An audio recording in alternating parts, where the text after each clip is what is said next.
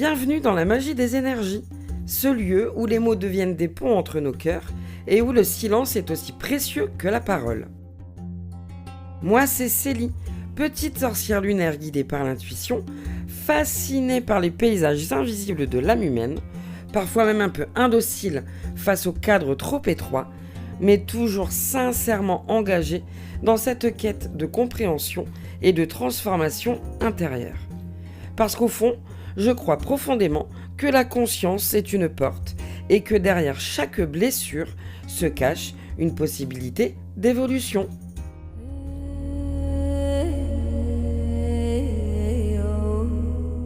Dans cette mini-série consacrée aux blessures de l'âme, inspirée notamment des travaux de l'autrice et thérapeute Lise Bourbeau, nous avançons pas à pas à la rencontre de ces empreintes invisibles qui, souvent très tôt dans notre histoire, façonnent la manière dont nous nous percevons, dont nous entrons en relation avec les autres et dont nous construisons notre propre valeur. Après avoir exploré la blessure du rejet, puis celle de l'abandon, nous allons aujourd'hui nous approcher d'une blessure plus silencieuse, parfois plus difficile à reconnaître, mais qui peut profondément marquer la relation que nous entretenons avec nous-mêmes.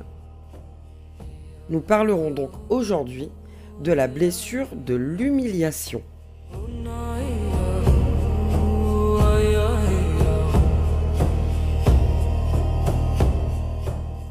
La blessure d'humiliation prend souvent racine dans ces moments où l'enfant ressent que quelque chose en lui est jugé, rabaissé ou exposé d'une manière qui le fait se sentir profondément diminué. Ce ne sont pas toujours de grands événements spectaculaires qui la font naître. Parfois, il s'agit simplement de paroles répétées, de critiques, de moqueries ou même de regards qui semblent dire que ce que l'on est, ce que l'on ressent ou ce que l'on exprime n'est pas tout à fait acceptable. Et lorsque ces paroles ou ces regards se répètent, l'enfant ne possède pas encore le recul nécessaire pour comprendre que ces jugements appartiennent aux adultes qui les expriment. Il ressent simplement, et ce qu'il ressent, bien souvent, c'est une forme de honte.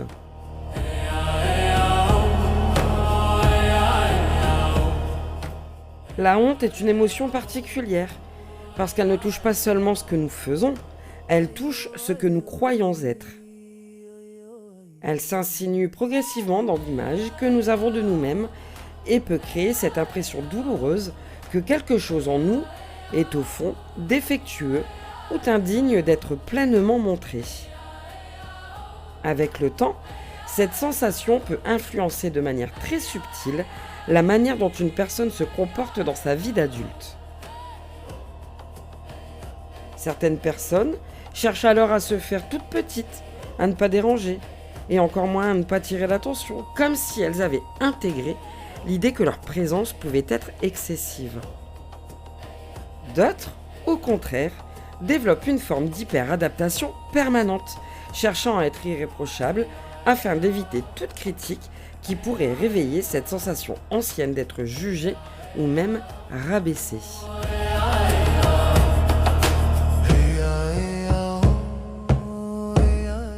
Très souvent, la blessure d'humiliation pousse la personne à développer ce que l'on pourrait appeler des mécanismes de protection.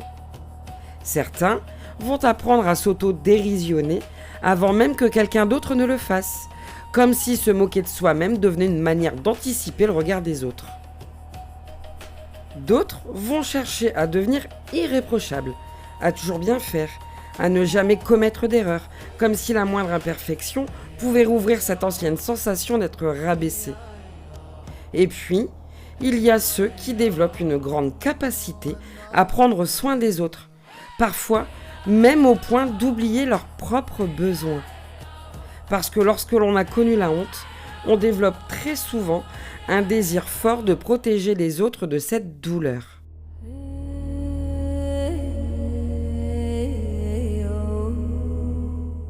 La blessure d'humiliation touche également très souvent au rapport au corps. Parce que le corps est l'un des premiers territoires où le regard des autres peut devenir un jugement.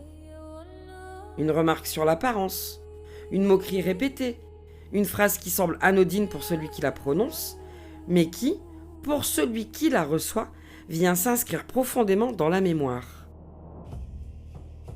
Certaines personnes ont entendu, très tôt dans leur vie, qu'elles n'étaient pas assez ceci, ou même trop cela. Pas assez jolie, trop rond ou trop ronde, et même trop différent ou différente.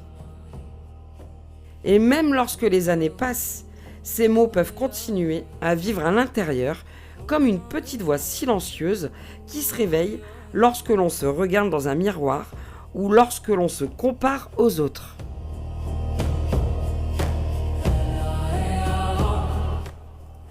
Cette blessure peut également influencer profondément la manière dont une personne entre en relation avec les autres. Certaines personnes peuvent ressentir une difficulté à recevoir les compliments, comme si les paroles positives semblaient presque suspectes.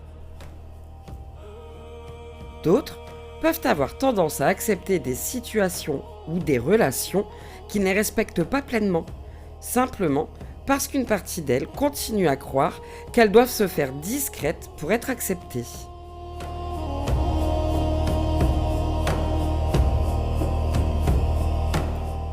La blessure d'humiliation ne se manifeste donc pas toujours de manière visible. Elle agit souvent de manière silencieuse, dans ces petits moments du quotidien où l'on hésite à parler, où l'on doute de sa légitimité, ou même lorsque l'on minimise ce que l'on ressent.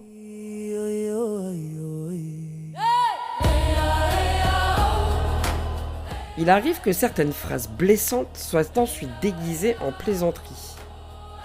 Comme si la douleur ressentie n'était qu'une question d'humour mal compris. Mais lorsque quelqu'un nous dit que nos mots l'ont blessé, la vraie maturité n'est pas de répondre c'était une blague. La vraie maturité est d'écouter. Et pourtant, lorsque ces phrases sont minimisées, la personne qui les reçoit peut avoir l'impression que sa sensibilité est elle-même exagérée. Alors qu'en réalité, ce qu'elle ressent est simplement humain.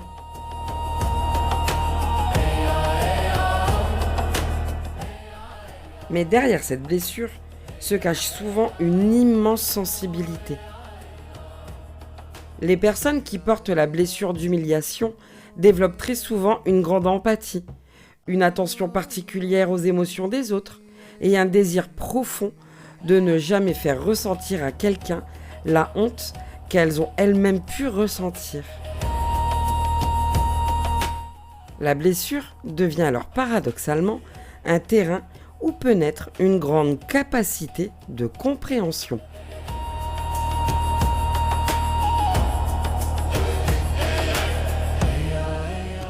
Le chemin de transformation de cette blessure ne consiste pas à devenir quelqu'un d'autre, ni à chercher à correspondre à des attentes extérieures. Il commence souvent par un mouvement beaucoup plus simple, mais aussi beaucoup plus courageux. Celui d'apprendre à regarder ses parts de soi avec douceur. Comprendre que la honte qui s'est installée n'est pas une vérité sur notre valeur. Qu'elle est simplement une émotion ancienne, née dans un moment où nous n'avions pas encore les ressources nécessaires pour la comprendre. Et que ce que nous avons interprété comme un défaut en nous était peut-être simplement une sensibilité ou une authenticité qui n'a pas été accueillie comme elle aurait dû l'être.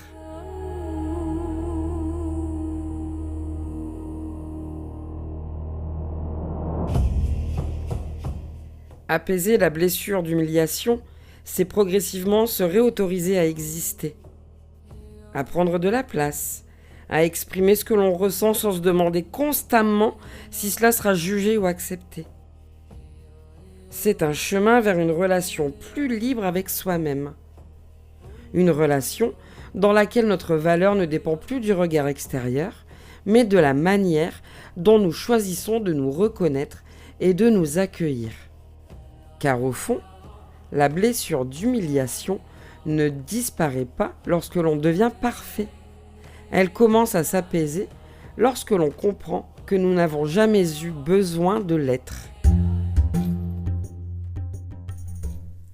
Si ces mots résonnent en toi aujourd'hui, je t'invite simplement à observer avec douceur la manière dont tu te parles à toi-même. Parce que bien souvent, la guérison commence là, dans la façon dont nous remplaçons progressivement les jugements intérieurs par un regard plus compréhensif et plus humain.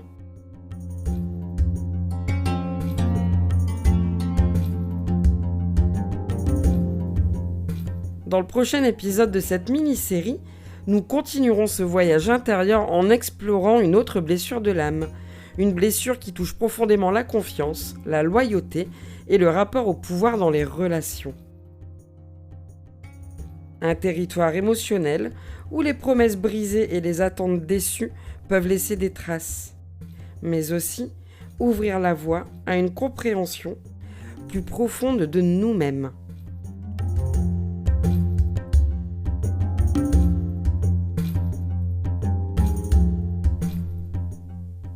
Merci d'avoir partagé ce moment avec moi. Et si cet épisode t'a touché, n'hésite pas à suivre la magie des énergies, à partager ce podcast autour de toi et à continuer avec moi cette exploration des paysages parfois mystérieux, mais toujours profondément humains de l'âme.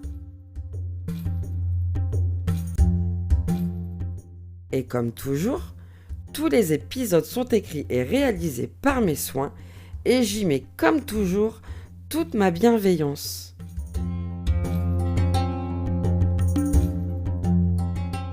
C'était Célie et tu viens d'écouter La magie des énergies.